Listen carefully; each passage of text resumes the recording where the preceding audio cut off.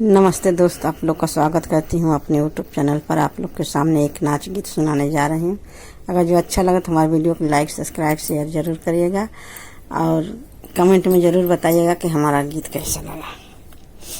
हाय दैया ननदी चिड़ैया बन के आई गई,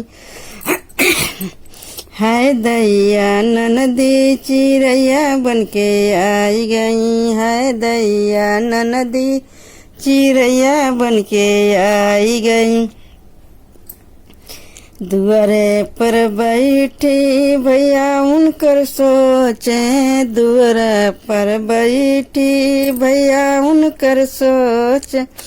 हाय दैया हमका लूटना वाली आई गई, हाय दैया हमका लूटन वाली आई गई, हाय दैया ननदी चिड़ैया बन के आई गई, हाय दैया ननदी चिड़ैया बन के आई गई। अंगने में बैठी भाभी उनकर सोचे, अंगने में बैठी भाभी उनकर सोचे।